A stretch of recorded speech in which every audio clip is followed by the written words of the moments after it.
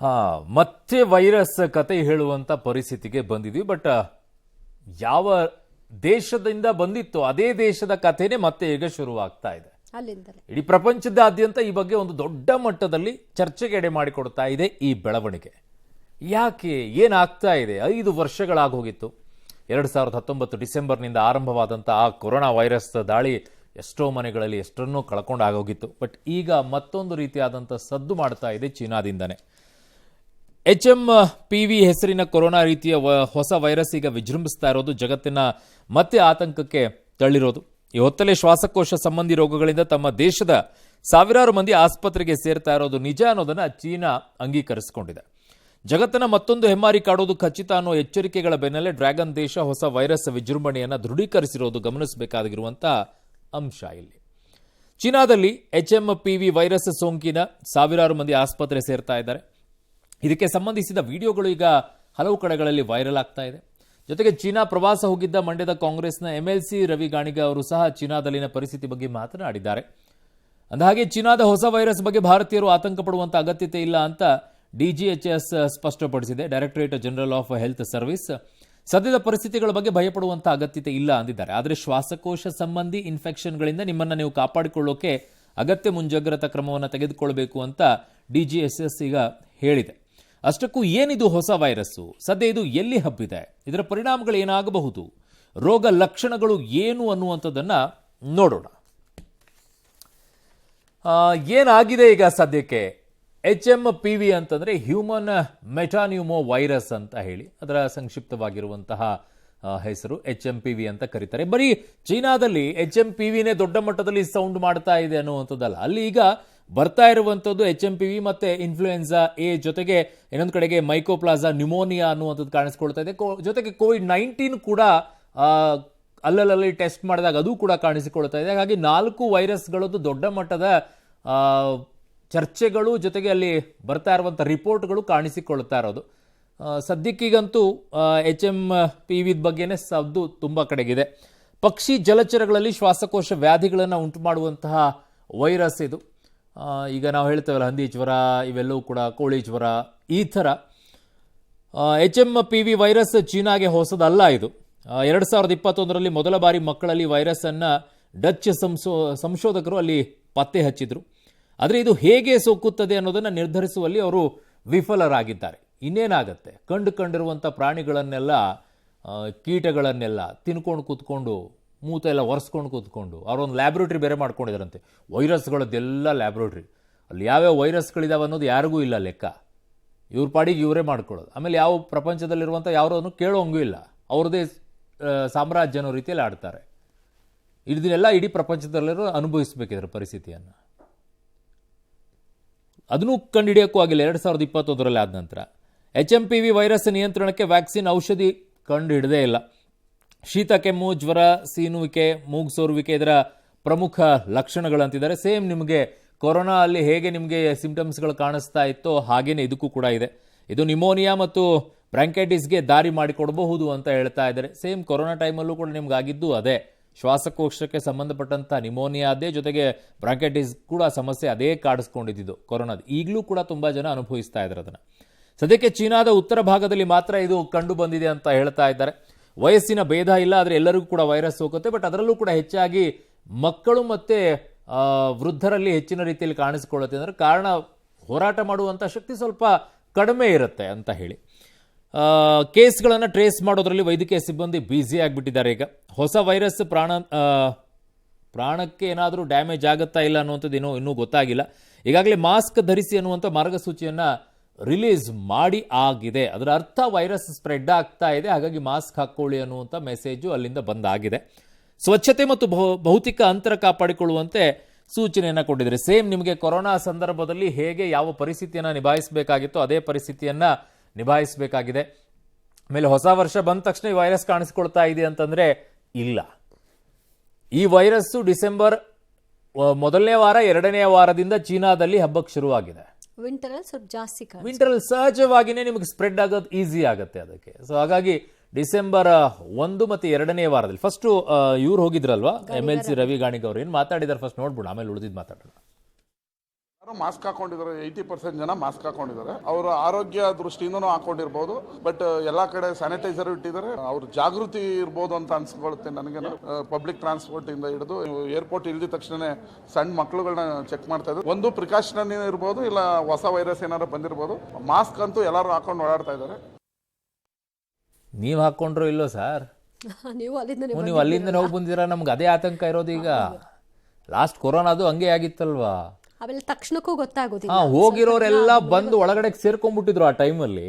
ಆಮೇಲೆ ಬರೋರ ಬಗ್ಗೆ ಅಲ್ಲಿಂದ ಬ್ಲಾಕು, ಇಲ್ಲಿಂದ ಬ್ಲಾಕು, ಆ ಫ್ಲೈಟ್ ನಿಲ್ಸು, ಈ ಫ್ಲೈಟ್ ಎಲ್ಲ ಹಬ್ಬಸಾಗ್ಬಿಟ್ಟಿತ್ತು. ಆಮೇಲೆ ಈಗಲೂ ಕೂಡ ನಾನು ಆಗ್ಲೇ ಹೇಳ್ತಾ ಇದ್ದೆ, ಡಿಸೆಂಬರ್ 1ನೇ ವಾರ 2ನೇ ವಾರದಲ್ಲಿ ಚೀನಾದಲ್ಲಿ ಇದು ಸ್ಪ್ರೆಡ್ ಆಗಕ್ಕೆ ಶುರುವಾಗಿದೆ, ಕಾಣಿಸ್ಕೊಳ್ಳಿದೆ. ಅಲ್ಲಿ ಶ್ವಾಸಕೋಶಕ್ಕೆ ಸಂಬಂಧಪಟ್ಟಂತಹ ಸಮಸ್ಯೆಗಳಿಂದಾಗಿ ಆಸ್ಪತ್ರೆಗೆ ದಾಖಲಾಗ್ತಾ ಇರುವಂತಹ ಕೇಸ್ಗಳು ತುಂಬಾ ಆಗಿದೆ. ಅದು ಡಿಸೆಂಬರ್ ಎಂಡಲ್ಲಿ ನಿಮಗೆ ಹೊಸ ವರ್ಷದ ಸಂದರ್ಭದಲ್ಲಿ ಕಾಣಿಸ್ಕೊಳ್ಳೋಕೆ ಜಾಸ್ತಿ ಆಗಿದೆ. ಯಾಕೆ ಕಾಣಿಸ್ಕೊಳ್ಳೋಕೆ ಶುರು ಆಯ್ತಂದ್ರೆ, ಬೇರೆ ದೇಶಗಳಿಂದ ಪ್ರವಾಸಿಗರೆಲ್ಲ ಚೀನಾಗೆ ಹೋದಾಗ ಓ ಹಿಂಗೆಲ್ಲ ಆಗಿದೆಯಾ ಅನ್ನೋದು ಕಣ್ಣಿಗೆ ಕಾಣಿಸ್ಕೊಳ್ಳೋಕೆ ಶುರು ಆಯ್ತಿದ್ದು. ಆಗ ಈ ವಿಚಾರ ಇದೆ. ಹೋಗಿರೋರು ವಾಪಸ್ ಅವ್ರವ್ರ ದೇಶಗಳಿಗೆ ಹೋಗಿದಾರಲ್ವಾ? ಈಗ ತಗೊಂಡು ಹೋಗುವಂತ ಪರಿಸ್ಥಿತಿ ಆಗ್ಬಿಟ್ಟಿದ್ರೆ ಆಯಾ ದೇಶಗಳಲ್ಲೆಲ್ಲ ಹೋಗಾಗಿರುತ್ತೆ. ಆ ದೇಶಗಳು ಆಲ್ಮೋಸ್ಟ್ ಆಲ್ ಹೋಗೋದಾಗಿದ್ರೆ ಹೋಗಾಗಿರುತ್ತೆ. ಕಾಣಿಸಿಕೊಳ್ಳೋಕೆ ಇನ್ನು 1 ವಾರ 2 ವಾರ ಬೇಕಾಗತ್ತೆ. ಲೈಕ್ ಚೀನಾದಲ್ಲಿ ಡಿಸೆಂಬರ್ 1ನೇ ವಾರ 2ನೇ ವಾರದಲ್ಲಿ ಕಾಣಿಸ್ಕೊಳ್ಳೋಕೆ ಶುರುವಾಗಿದ್ದು, ಅದು ಬಿಫೋರ್ ಒಂದು 15 ದಿನ ಅಥವಾ 1 ತಿಂಗಳು ಮುಂಚಿತವಾಗಿನೇ ಅಲ್ಲಿ ಸ್ಪ್ರೆಡ್ ಆಗಕ್ಕೆ ಶುರುವಾಗಿರುತ್ತೆ. ಅದಾದ ನಂತರ ಕಾಣಿಸ್ಕೊಳ್ಳೋಕೆ ಶುರುವಾಗಿದ್ದು. ಈಗಲೂ ಅಷ್ಟೇ, ಈಗ ನಾವು ಅಲ್ಲಿ ಫ್ಲೈಟ್ ನಿಲ್ಲಿಸ್ಬೇಕು, ಇಲ್ಲಿ ಫ್ಲೈಟ್ ನಿಲ್ಲಿಸ್ಬೇಕು, ಈಗೇನು ಮಾಡುವಂತ ಪರಿಸ್ಥಿತಿ ಇಲ್ಲ. ಕಾರಣ ಚೀನಾಗೆ ಹೋಗಿರುವಂಥವ್ರು ಬರೋರು ಬಂದಿದ್ದಾರೆ, ಸುತ್ತಾಡೋರು ಸುತ್ತಾಡಿದ್ದಾರೆ, ಎಲ್ಲ ಕಡೆಯೂ ಆಗೋಗಿದೆ. ಸದ್ಯಕ್ಕೆ ಪ್ರಿಕಾಷನ್ ತಗೊಳ್ಬೇಕಾಗಿರುವಂಥದ್ದು, ನಿಮ್ಮಷ್ಟಕ್ಕೆ ನೀವು ಮಾಸ್ಕ್ ಹಾಕೊಳ್ಳಿ, ಓಡಾಡಿ, ನಿಮ್ಮ ಶ್ವಾಸಕೋಶಕ್ಕೆ ಸಂಬಂಧಪಟ್ಟಂತಹ ಏನೆಲ್ಲ ಕ್ರಮಗಳನ್ನು ವಹಿಸ್ಕೊಳ್ಬೇಕು ಅದನ್ನು ತೆಗೆದುಕೊಳ್ಳಿ. ಹೇಗೆ ನಮ್ಮನ್ನು ನಾವು ರಕ್ಷಣೆ ಮಾಡ್ಕೊಳ್ಬೇಕು ಅಂತ ಹೇಳಿ. ಯಾರು ಯಾರ ರಕ್ಷಣೆಗೂ ಕೂಡ ಬರೋದಿಲ್ಲ. ಕೊರೋನಾ ಟೈಮಲ್ಲಿ ಅನುಭವಿಸಿರುವಂಥದ್ದೇ ಸಾಕಾಗೋಗಿದೆ. ವೈಯಕ್ತಿಕವಾಗಿ ನಾನು ಅನುಭವಿಸ್ಕೊಂಡಿದ್ದೀನಿ, ಕಣ್ಮುಂದೆ ಅನೇಕರನ್ನು ಕಾಣಿಸ್ಕೊಂಡಿದ್ದೀನಿ, ಯಾರ್ಯಾರು ಏನೇನು ಅನುಭವಿಸಿದ್ದಾರೆ ಅಂತ ಹೇಳಿ. ಆ ಪರಿಸ್ಥಿತಿಗಳಾಗೋದು ಬೇಡ.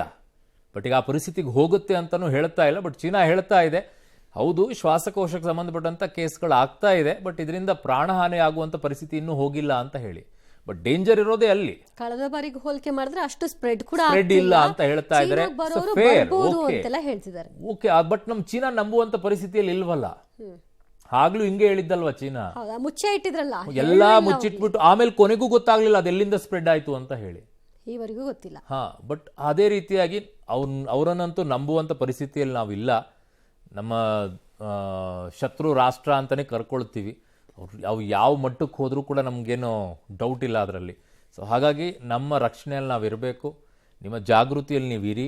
ಏನು ವ್ಯವಸ್ಥೆಯನ್ನು ಮಾಡ್ಕೊಳ್ಬೇಕು, ಮಾಸ್ಕ್ ಹಾಕೊಳ್ಳೋದಾದರೆ ಅಲ್ಲಲ್ಲಿ ನೋಡಬೇಕಾದ್ರೆ ಸ್ಯಾನಿಟೈಸರ್ ಬಳಕೊಳ್ಳಿ. ನಾವು ಅನೇಕ ಕಡೆಗಳು ನೋಡ್ತಾ ಇದ್ದೀವಿ, ನಮ್ಮ ಸುತ್ತಮುತ್ತಲೇ ಅನೇಕರಿಗೆ ಬಂದಿರಲೂಬಹುದು, ಬಂದು ಹೋಗಿರಲೂಬಹುದು. ಯಾಕೆ ಅಂತಂದರೆ ನಮ್ಮಲ್ಲಿ ವ್ಯಾಕ್ಸಿನ್ ಆಗಲೇ ತೊಗೊಂಡಿದ್ದಿದೆಯಲ್ವಾ, ಅದು ಫೈಟು ಮಾಡ್ತಾ ಇರ್ಬೋದು. ಕಾರಣ ಅನೇಕ ಇತ್ತೀಚೆಗೆ ಕೇಸ್ ನೋಡ್ತಾ ಇದ್ದೀವಿ. ಕೆಲವ್ರಿಗೆ ಗಂಟ್ಲೆಲ್ಲ ನೋವಿದೆ, ಕೆಮ್ಮುಗಳು ಜಾಸ್ತಿ ಬರ್ತಾ ಇದೆ, ತುಂಬ ಕೇಸ್ಗಳನ್ನ ಸರೌಂಡಿಂಗಲ್ಲಿ ನೋಡ್ತಾ ಇದ್ದೀವಿ. ಅದೇ ಇರಬಹುದಾ ಇಲ್ವಾ, ಯಾಕಂದ್ರೆ ನಾವು ಚೆಕ್ ಮಾಡಿಸ್ತಾ ಇಲ್ಲ, ನಮಗೆ ಗೊತ್ತೂ ಇಲ್ಲ. ಬಂದು ಅದ್ರ ಪಾಡಿಗೆ ಅದು ಹೋಗ್ತಾನೂ ಇರಬಹುದೇನೋ. ನಮ್ಮನ್ನು ಅದನ್ನು ಹೋರಾಟ ಮಾಡುವಂಥ ಶಕ್ತಿ ನಮ್ಮ ಭಾರತೀಯರಲ್ಲಿ ಹೆಚ್ಚಾಗಿ ಬಂದಿರಬಹುದೇನೋ, ಗೊತ್ತಿಲ್ಲ. ಬಟ್ ಸದ್ಯಕ್ಕಂತೂ ಪ್ರಿಕಾಷನ್ ತಗೊಳ್ಳೋದು ಒಳ್ಳೆಯದು ಅಷ್ಟೇ. ಇದಕ್ಕಿಂತಲೂ ಇನ್ನೇನು ಇಲ್ಲ. ಗಾಬರಿ ಆಗಕ್ಕೆ ಹೋಗ್ಬಿಡಿ, ಪ್ರಿಕಾಷನ್ ತಗೊಳ್ಳಿ ಸಾಧ್ಯ ಆದಷ್ಟು. ಅವಾಗ ಮಾಡ್ತಿದ್ವಲ್ಲ, ಮಾಸ್ಕ್ ಹಾಕ್ಕೊಳ್ಳಿ, ಸ್ಯಾನಿಟೈಸರ್ನ ಬಳಸ್ಕೊಳ್ಳಿ, ಡಿಸ್ಟೆನ್ಸ್ ಮೇಂಟೈನ್ ಮಾಡ್ಕೊಳ್ಳಿ ಅಷ್ಟೇ. ಇನ್ನು ಸಂಕ್ರಾಂತಿ ಸನಿಹದಲ್ಲಿ ರಾಜ್ಯ ರಾಜಕೀಯದಲ್ಲಿ ಸಂಕ್ರಾಂತಿ ಆಗುತ್ತಾ ಗೊತ್ತಿಲ್ಲ. ಆದರೆ ರಾಜ್ಯ ಸರ್ಕಾರದ ಅಂಗಳದಲ್ಲಿ ಪವರ್ ಗೇಮ್ ಶುರುವಾದಂತಂತೂ ಕಾಣಿಸ್ತಾ ಇದೆ. ಡಿಸಿಎಂ ಫ್ಯಾಮಿಲಿ ಜೊತೆ ಫಾರಿನ್ ಟ್ರಿಪ್ ಹೋಗಿರುವಾಗಲೇ ಸಿಎಂ ಬಣ ಡಿನ್ನರ್ ಮೀಟಿಂಗ್ ಪಾಲಿಟಿಕ್ಸ್ ನಡೆಸಿರುವುದು ಸಂಚಲನಕ್ಕೆ ಕಾರಣವಾಗಿದೆ. ಕಳೆದ ರಾತ್ರಿ ಸಚಿವ ಸತೀಶ್ ಜಾರಕಿಹೊಳಿ ನಿವಾಸದಲ್ಲಿ ಸಿಎಂ ಮತ್ತು ಅವರ ಆಪ್ತ ಸಚಿವರು ಮಹತ್ವದ ಸಭೆ ನಡೆಸಿದ್ದಾರೆ. ತಮ್ಮ ಆಪ್ತ ಸಚಿವರ ಜೊತೆ ಪವರ್ ಶೇರಿಂಗ್ ಗುಟ್ಟನ್ನ ಸಿಎಂ ರಟ್ಟು ಮಾಡಿದ್ದಾರಂತೆ. ಡಿಸಿಎಂ ಡಿಕೆ ಶಿವಕುಮಾರ್ ಜೊತೆ ಅಧಿಕಾರ ಹಂಚಿಕೆ ಒಪ್ಪಂದ ಮಾಡಿಕೊಂಡಿಲ್ಲ ಅಂತ ಹೇಳಿದ್ದಾರಂತೆ. ಆದರೆ ಡಿನ್ನರ್ ಮೀಟಿಂಗ್ ರಹಸ್ಯವನ್ನ ಸಿಎಂ ಸೇರಿ ಸಚಿವರು ಬಿಟ್ಕೊಡೋದಕ್ಕೆ ಒಪ್ಪಿಲ್ಲ, ನಿರಾಕರಿಸಿದ್ದಾರೆ. ಊಟಕ್ಕೆ ಸೇರಿದ್ವಿ ಅಷ್ಟೇ, ಎಲ್ಲಾ ಸುಳ್ಳು, ಸಿಎಂ ಬದಲಾವಣೆ ಎಂಬುದೆಲ್ಲ ಸುಳ್ಳು ಅಂತ ಸಿಎಂ ಗರಂ ಆಗಿದ್ದಾರೆ. ಸಿಎಂ ಬದಲಾವಣೆ ಬಗ್ಗೆ ನಮಗೇನು ಗೊತ್ತಿಲ್ಲ, ಸದ್ಯಕ್ಕೆ ನಮಗೆ ಸಿದ್ದರಾಮಯ್ಯನವರೇ ಸಿಎಂ ಅಂತ ಸಚಿವ ಮಹದೇವಪ್ಪ ಅವರ ಹೇಳಿಕೆ. ಇನ್ನು ಸಿಎಂ ಬದಲಾವಣೆ ಬಗ್ಗೆ ನಮಗೂ ಮಾಹಿತಿ ಇಲ್ಲ ಅಂತ ಸಚಿವ ಸತೀಶ್ ಜಾರಕಿಹೊಳಿ ಅವರು ಜಾರ್ಕೊಂಡಿದ್ದಾರೆ. ಸುಮ್ಮನೆ ಏನೇನೋ ಹೇಳಬೇಡಿ, ಸಿಎಂ ಡಿಸಿಎಂ ಅನ್ಯೋನ್ಯವಾಗಿದ್ದಾರೆ ಅಂತ ಸಚಿವ ಚಲುವರಾಯಸ್ವಾಮಿ ಅವರ ಹೇಳಿಕೆ. ಊಟಕ್ಕೆ ಸೇರಿದ್ರೆ ಸಭೆ ನಡೆಸಿದ್ದಾರೆ ಅಂತ ನೀವು ಮುಖ್ಯ ಮಾಡ್ಕೊಂಡ್ರೆ ಏನ್ ಮಾಡ್ಬೇಕು? ಅಲ್ಲಿ ಉದ್ದೇಶ ಏನ್ ಸರ್ ಊಟ ಸೇರಿದ್ದು? ಊಟ ಮಾಡಕ್ಕೆ ಸಚಿವ ಸಂಪುಟ ಸಭೆ ಬದಲಾವಣೆ ಅಂತ ಅನ್ನೋದು ಅಥವಾ ಮುಖ್ಯಮಂತ್ರಿ ಬದಲಾವಣೆ ಅಂತ ಬೇರೆ ಬೇರೆ ಚರ್ಚೆ ಅವೆಲ್ಲ ಸುಳ್ಳು ಅವೆಲ್ಲ ಸುಳ್ಳು ಯಾವ್ದು ಬದಲಾವಣೆ ಇಲ್ಲ ಸರ್ ಹಂಗಿದ್ರೆ? ಯಾವ್ದು ಸತೀಶ್ ಜಾರಕಿಹೊಳಿ ಅವರು ಸಾಯಂಕಾಲ ಊಟಕ್ಕೆ ಸೇರೋಣ ಅಂತ ಹೇಳಿದ್ರು. ಅದು ಪ್ಲ್ಯಾನ್ಡು ಅಲ್ಲ, ಅಜೆಂಡನೂ ಇಲ್ಲ. ಕ್ಯಾಬಿನೆಟ್ ಆದಮೇಲೆ ಸುಮ್ಮನೆ ಜಸ್ಟ್ ಲೈಕ್ ದಟ್ ಊಟಕ್ಕೆ ಸೇರೋಣ ಅಂತ ಹೇಳಿದ್ರು ಅಷ್ಟೇ, without any plan and agenda. ಊಟ ಮಾಡಿದ್ವಿ, ಹೋದ್ವಿ. Actually no political discussion was taken place. ಯಾರು ಒತ್ತಡನೂ ಇಲ್ಲ, ಯಾವ ನನ್ನ ಪರವಾಗಿ ನಿಲ್ಲಿ ಅಂತ ವಿಷಯಗಳು ಇಲ್ಲ. Congress is one, Congress is United. ಅವರು ಮುಖ್ಯಮಂತ್ರಿ ಆಗಿದ್ದಾರೆ, ಮುಂದುವರಿತಾರೆ. ಹೈಕಮಾಂಡ್ ವಿಷಯ ನನಗೆ ಗೊತ್ತಿಲ್ಲ. ಬಟ್ ಸಿದ್ದರಾಮಯ್ಯ ಚೀಫ್ ಮಿನಿಸ್ಟರ್, ಈ will continue as chief minister. ಈಗ 20 ತಿಂಗಳಲ್ಲಿ ಸುಮಾರು ಸಾರಿ ಕೂಡಿದ್ವಿ. ನಮ್ಮ ಮನೆಗೆ ಅವ್ರು ಬಂದಾರ, ಬೇರೆ ಅವರು ಮನೆಗೆ ನಾವು. ಸೊ ಹೆಂಗಾರು ಹೊಸ ವರ್ಷ ಇತ್ತು, ಭಾಳಷ್ಟು ಮಂತ್ರಿಗಳು ಕೂಡಬೇಕು. ವಿಶೇಷವಾಗಿ ಅಂತ ಮಾತು ಕೊಡೋದು ಏನಿಲ್ಲ ಅಂತ ನಮ್ಮ ಭಾವನೆ. ಅದು ಹೆಂಗೆ ಯಾರು ಚೇಂಜ್ ಮಾಡ್ತಾರೋ ಅದು ನಮಗೆ ಗೊತ್ತಿಲ್ಲ. ಇಲ್ಲಿ ನಾವು ಕೂಡಿದ್ದು ಅಷ್ಟೇ ಕೂಡಿದ್ವಿ. ಚೇಂಜ್ ಆಗ್ತೈತಿ DCM CM ಅಂತದ ಆ ಪ್ರಶ್ನೆ ಬರ್ದಲ್ರಲ್ಲಿ. ಎಲ್ಲಿ ಯಾರಿಗಾರಿಗೂ ಅಗ್ರಿಮೆಂಟ್ ಆಗಿ ನಮಗೆ ಗೊತ್ತಿಲ್ಲ. ನಮಗೂ ಅದ್ರ ಬಗ್ಗೆ ಐಡಿಯಾ ಎಲ್ಲ ತಿಳಿದ್ವಿ ಈಗಾಗಲೇ. ಅದರಿಂದ ನಮ್ಮ ಭಾಳ ದೂರ ಇದೀವಿ ನಾವು. ಅಲ್ಲಿ ಏನಾಗಿದೆ, ಏನು 30 ತಿಂಗಳ 60 ತಿಂಗಳ 10 ತಿಂಗಳ ಅದ್ರ ಬಗ್ಗೆ ನಮ್ಗೆ ಗೊತ್ತಿಲ್ಲ ಅಂತ ಹೇಳಿದ್ವಿ.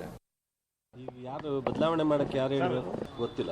ಸಿದ್ದರಾಮಯ್ಯನವರೇ ಮುಖ್ಯಮಂತ್ರಿ. ಈಗ ನಾವು ಸಿದ್ದರಾಮಯ್ಯನವರು DK ಶಿವಕುಮಾರ್ ಅತ್ಯಂತ ಜೊತೆಗುಡ್ಡದ ಅಣ್ಣ ತಮ್ಮದಿರು ಇಲ್ವನೋ ಹಂಗಿದ್ದಾರೆ.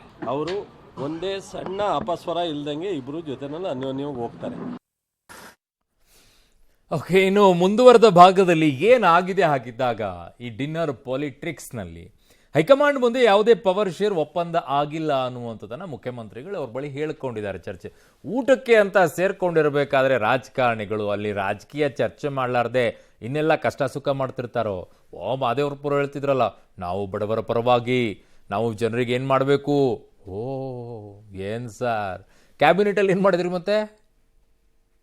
ಅದನ್ನು ಊಟದಲ್ಲಿ ಕೂತ್ಕೊಂಡ್ಬಿಟ್ಟು ಡಿನ್ನರಲ್ಲಿ 4 ಜನ ಪ್ಲಸ್ ಮುಖ್ಯಮಂತ್ರಿ ಸೇರ್ಕೊಂಡ್ಬಿಟ್ಟು ಅದೆಲ್ಲ ಯೋಚನೆ ಮಾಡಿದ್ರಾ? ಏನು ಸರ್, ಅದ್ಭುತ. ಓಕೆ, CM ಆಯ್ಕೆಯ ವೇಳೆ ಇಷ್ಟು ವರ್ಷ ಅಷ್ಟು ವರ್ಷ ಅಂತ ಏನು ಒಪ್ಪಂದ ಆಗಿಲ್ಲ ಅಂತಿದ್ರೆ ಅದೇ 2.5 ವರ್ಷ ಇದೆಯಲ್ಲ ಆ ವಿಚಾರದಲ್ಲಿ. ಅವತ್ತಿನ ಪರಿಸ್ಥಿತಿಗೆ ಅನುಗುಣವಾಗಿ ಅಳೆದು ತೂಗಿ ನನ್ನನ್ನು ಆಯ್ಕೆ ಮಾಡಿದ್ದಾರೆ. ನಾವು ಹೇಳ್ದಂಗೆ ಕೇಳಿ ಅಂತ ಹೈಕಮಾಂಡ್ ನನಗೆ ಸೂಚನೆ ಕೊಟ್ಟಿದ್ದಾರೆ ಅಷ್ಟೇ. ನಾನು ಸಹ ಹೈಕಮಾಂಡ್ ತೀರ್ಮಾನಕ್ಕೆ ಬದ್ಧ ಅಂತ ಹೇಳಿದ್ದೇನೆ.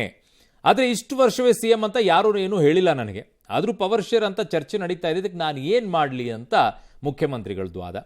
ಡೆಲ್ಲಿ ಎಲೆಕ್ಷನ್ ಇದೆ, ಬಜೆಟ್ ಇದೆ, ಹೈಕಮಾಂಡ್ ಏನು ಮಾಡುತ್ತೆ ನೋಡೋಣ ಅಂತಿದ್ದಾರೆ. ಬಟ್ ಅದು ಈಗಲೇ ಅಲ್ವಲ್ಲ, ಇನ್ನೂ ಡಿಸೆಂಬರ್ವರೆಗೂ ಟೈಮ್ ಇದೆ, 2.5 ವರ್ಷದ ಲೆಕ್ಕ ಬರೋದಾದರೆ. ಅಲ್ಲ, ಈ ಸಚಿವರುಗಳ ಹೇಳಿಕೆಗಳನ್ನೇ ಗಮನಿಸಿ, ಒಬ್ಬೊಬ್ರು ಒಂದೊಂಥರ ಬೇರೆ ಬೇರೆ ಸ್ಟೇಟ್ಮೆಂಟ್ಗಳು ಕೊಡ್ತಾ ಇದ್ದಾರೆ. ಅಂದ್ರೆ ಅರ್ಥ ಗೊತ್ತಾಗುತ್ತೆ ಅವ್ರು ಬೇರೆ ಏನು ಚರ್ಚೆ ಮಾಡಿರ್ತಾರೆ ಅಂತ. ಡೆಫಿನೆಟ್ಲಿ ಅಲ್ಲಿ ಚರ್ಚೆ ಆಗಿರುವಂಥ ವಿಚಾರನೇ ಕ್ಯಾಬಿನೆಟ್ನಲ್ಲಿ ಸಿಕ್ಕಿದ್ದಾರೆ. ಹೊಸ ವರ್ಷ ಇವ್ರು ಮುಂಚೆನೇ ಡಿಸೈಡ್ ಆಗಿರೋದು. ನನಗಿರುವ ಮಾಹಿತಿಯ ಪ್ರಕಾರ ಯಾರೆಲ್ಲ ಪರಮೇಶ್ವರ್ ಇದ್ದಾರೆ, ಸತೀಶ್ ಜಾರಕಿಹೊಳಿ ಇದ್ದಾರೆ, ರಾಜಣ್ಣ ಅವರು ಇದ್ದಾರೆ, ಮಾದೇವಪ್ಪರು ಇದ್ದಾರೆ, ಎಲ್ಲರೂ ಮುಂಚೆ ಡಿಸೈಡ್ ಮಾಡ್ಕೊಂಡಿದ್ದಾರೆ ಊಟಕ್ಕೆ ಸೇರ್ಬೇಕಲ್ಲ ಅಂತ ಹೇಳಿ. ಬಟ್ ಯಾವಾಗ ಏನು ಅಂತಿರಲಿಲ್ಲ. ಕ್ಯಾಬಿನೆಟಿಗೆ ಬಂದಾಗ ಸತೀಶ್ ಜಾರಕಿಹೊಳಿ ಅವರು ಊಟಕ್ಕೆ ಸೇರೋಣ ಅಂತ ಕರೆದಿದ್ದಾರೆ, ಊಟಕ್ಕೆ ಸೇರ್ಕೊಂಡಿದ್ದಾರೆ. ಬಟ್ ಏನು ಚರ್ಚೆ? ಬಡವರ ಬಗ್ಗೆ, ಜನರ ಬಗ್ಗೆ, KPCC ಅಧ್ಯಕ್ಷರ ಬದಲಾವಣೆ, ಇವೆಲ್ಲ ಅಲ್ಲಿ ಚರ್ಚೆ ಮಾಡಿದ್ರಾ? ಏನು ಸರ್, ಹಂಗೆ ಚರ್ಚೆ ಆಗಿದ್ರೆ ರಾಜ್ಯ ಎಲ್ಲಿರಬೇಕಾಗಿತ್ತು, ಹೆಂಗೆ ಹೋಗ್ಬೇಕಾಗಿತ್ತು? ಇದರಲ್ಲಿ ಆಗಿರುವಂಥದ್ದು ಒಂದು ಮಂತ್ರಿ ಸ್ಥಾನ, ನಾಗೇಂದ್ರ ಅವ್ರ ಪೋಸ್ಟ್ ಖಾಲಿ ಇದೆ. ಆ ಪೋಸ್ಟನ್ನು ತುಂಬಬೇಕಾಗಿರುವಂಥ ವಿಚಾರದ ಬಗ್ಗೆ ಚರ್ಚೆ ಆಗಿರೋದು ನನಗಿರುವಂಥ ಮಾಹಿತಿಯ ಪ್ರಕಾರ. ಆ ಬಗ್ಗೆ ಇನ್ನೊಂದು KPCC ಅಧ್ಯಕ್ಷರ ವಿಚಾರದಲ್ಲಿ ಒಂದು ಬದಲಾವಣೆ ವಿಚಾರದಲ್ಲಿದೆ. ಮಗದೊಂದು ಇಲ್ಲಿರುವಂಥ ಲೆಕ್ಕಾಚಾರ ಏನು ಅಂತಂದರೆ, ನಾಳೆ ಮುಖ್ಯಮಂತ್ರಿ ಬದಲಾವಣೆ ಆಗುವಂಥದ್ದೇ ಆದರೆ ಒಂದು ದಲಿತರಿಗೆ ಆಗಬೇಕು ಅನ್ನುವಂಥ ಬೇಡಿಕೆಯನ್ನು ಇಡುವಂಥ ಪ್ಲಾನ್ ಇದೆ. 4 ಜನ ಯಾರು? ಎಲ್ಲ ಹಿಂದ ನಾಯಕರೇ, ದಲಿತ ನಾಯಕರೇ ಇರೋದು. ಅದರಲ್ಲಿ ದಲಿತ ನಾಯಕರೇ ಇರೋದು. ಅದೇ ಮುಖ್ಯವಾಗಿರುವಂಥ ಬೇಡಿಕೆ. ಅದಕ್ಕೆ ತಕ್ಕಂತೆ ಸಿದ್ದರಾಮಯ್ಯನವರು ನನಗೆ ಬಲ ತುಂಬೋಕೆ ನೀವೆಲ್ಲ ರೆಡಿ ಇರಬೇಕಾದ್ರೆ ನಾನು ಮುಂದುವರಿಯೋಕೆ ನಾನು ರೆಡಿ ಅನ್ನುವಂಥ ಮೆಸೇಜನ್ನು ಅವರು ಕೊಡ್ತಾ ಇದ್ದಾರೆ. ಸೊ ಹಾಗಾಗಿ ಅವರಿಗೂ ಕೂಡ ಅನ್ನೋದಕ್ಕೆ ಅಂದ್ಕೊಂಡು ಅವರು ಕೂಡ ಹೋಗ್ತಾ ಇದ್ದಾರೆ. ಬಟ್ ನನಗೊಂದು ಇದರಲ್ಲಿ ಕ್ವಶನ್ ಇದೆ, ನನಗೊಂದು ಭಾಳ ಇಂಟ್ರೆಸ್ಟಿಂಗ್ ಆಗಿ ಕಾಣಿಸುತ್ತೆ. ಅಹಿಂದ ನಾವು ಜೊತೆಯಾಗಿ ನಿಂತ್ಕೊಳ್ತೀವಿ, ದಲಿತರು ನಾವೆಲ್ಲ ಗಟ್ಟಿಯಾಗಿ ನಿಂತ್ಕೊಳ್ತೀವಿ, ಈಗೆಲ್ಲ ಸೇರಿರೋದು ದಲಿತ ನಾಯಕರು, ಜೊತೆಗೆ ಸಿದ್ದರಾಮಯ್ಯನವರು ಸೇರಿಸ್ಕೊಂಡು ಕೂತಿದ್ದಾರೆ. ಯಾಕೆ ನೀವು ಪ್ರಿಯಾಂಕಾ ಖರ್ಗೆ ಅವ್ರನ್ನ ಬಿಟ್ಟು ಹೋಗ್ತೀರಾ? ಯಾಕೆ? ಎಲ್ಲೂ ಕೂಡ ನೀವು ನೋಡ್ಕೊಳ್ಳಿ, ಇಷ್ಟು ಸಲ ಮೀಟಿಂಗ್ ಮಾಡಿದ್ರು. ಪರಮೇಶ್ವರ್ ಮನೆಯಲ್ಲಿ ಮೀಟಿಂಗ್ ಆಯಿತು, ಸತೀಶ್ ಜಾರಕಿಹೊಳಿ ಅವ್ರ ಮನೆಯಲ್ಲಿ ಮೀಟಿಂಗ್ ಮಾಡಿದ್ರು, ಆಮೇಲೆ ಇನ್ನೊಂದೆಲ್ಲೋ ಕಡೆ ಸೇರ್ಕೊಂಡಿದ್ರಲ್ಲ ಎಲ್ಲರೂ. ಅವಾಗಲೂ ಪ್ರಿಯಾಂಕಾ ಖರ್ಗೆ ಅವ್ರು ಯಾಕಿಲ್ಲ?